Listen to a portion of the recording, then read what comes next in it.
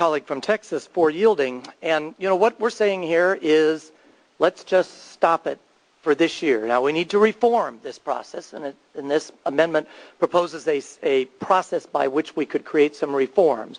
But until we get to that reform, let's stop it for this year. If we don't stop earmarks this year, what is it that we're saving? What is it that we're saying, oh, we want to continue this?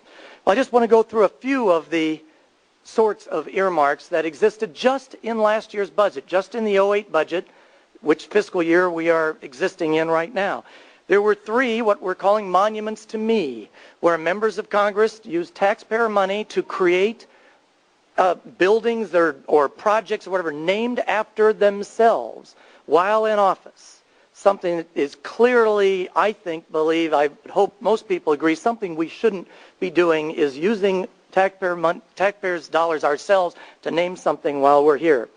We have had earmarks last year to create shirts for warfighters for the Defense Department, where the Defense Department said the shirts actually caused harm to our soldiers and said that if those shirts were continued to be made, they would throw them away. That earmark is in there. Those shirts are continuing to be made. We've had earmarks go to organizations that don't exist.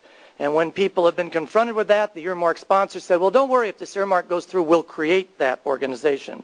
We've had earmarks go to organizations run by staff members of the member putting it forward.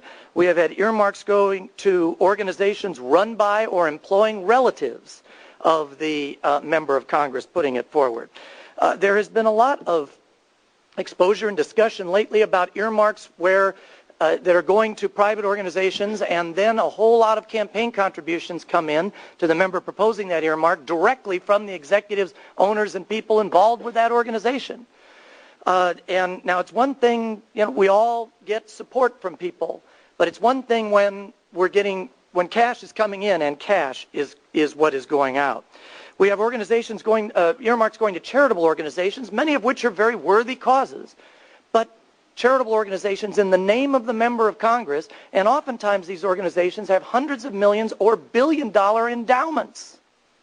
But yet the member of Congress is going in saying, here's $500,000 from me. We have earmarks going to organizations that later never provided even what they said, defense contractors, things, and audits turned up that the Defense Department didn't want what they were supposed to make, but because the Defense Department didn't want it, in the end, they never even made it. So they just put the money in their pocket. And recently we had earmarks for organic food for children in the Berkeley School District. If the people in the Berkeley School District or any other want to have organic food in their schools, that's great. But I don't know why all American taxpayers should pay for it. And I could go on and on and on. This is what we are, the question before this committee today is, do we want to preserve this sort of thing, or do we want to stop it until we can reform it? And I yield back. And now, Mr.